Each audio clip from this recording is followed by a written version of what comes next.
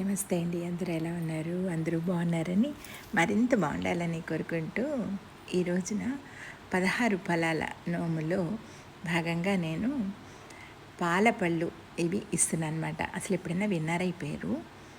నాకు కూడా కొత్తగా అనిపించింది. కానీ 16 ఫలాల్లో ఒక పండుగ తప్పకుండా ఇవ్వాలట. ఇవి నా వరకు అందించిన వాళ్ళు శ్రీమతి అనంతలక్ష్మి గారు. చాలా చాలా థ్యాంక్స్ అనమాట. ఎంత నాకు కావాలని తెలియంగానే ఆవిడ నేను పంపిస్తానండి అని ఎంతో ఇదిగా నాకు పంపించారనమాట. ఈవేళ శనివారం అయితే ఇవాళ 2-3 రకాల పువ్వులు మార్కెట్లో దొరికి నేను వెళ్ళినప్పుడు సరదాగా అవి తీసుకున్నాను. మణిద్వీప వర్ణం చేసుకున్నాను అనమాట.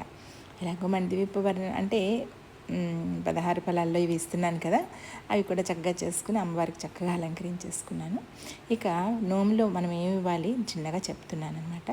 ముందుగా వస్త్రం ఒకటి పెట్టుకోవాలి, తాంబూలం పెట్టుకుని దాని మీద పువ్వులు పెట్టుకుని మనం పసుపు కుంకుమ ఇస్తాం కదా, అలా ఇచ్చుకుని మీరు ఏ ఫలం అయితే పెడతారు. 16 ఫలాల్లో చాలా రకాలు ఉన్నాయి కదా, ఆ ఫలాలని 16 పెట్టాలి. ఇది వచ్చిన ముత్తైదువుకి. మనకి గౌరమ్మకి ఒక 2 పళ్ళు పెట్టుకోవాలి.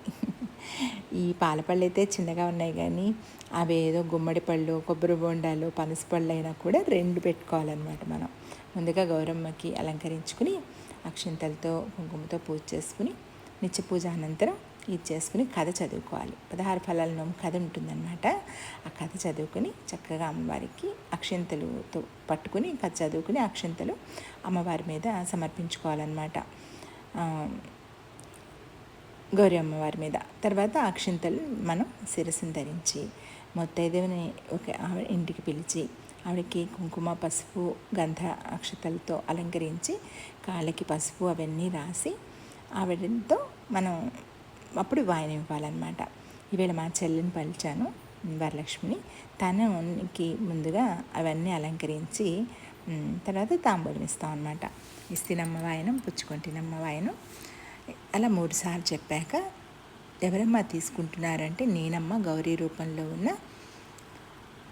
రూపంలో మీ ఇంటికి వచ్చాను అన్నట్లుగా చెప్తారనమాట ఆవిడ. ఇది పద్ధతి. ఎన్నో రకాల పళ్ళు ఇచ్చానండి. 16 ఫలాల్లో గుమ్మడి పళ్ళు, పనసపళ్ళు, కొబ్బరి బొండాలు, పంపర పనసలు, ఇక జామ, దానిమ్మ, బత్తాయి, అరటిపండు, మామిడి పండు, సపోటా, ఇవన్నీ అన్ని రకాలు ఇచ్చుకోవచ్చు.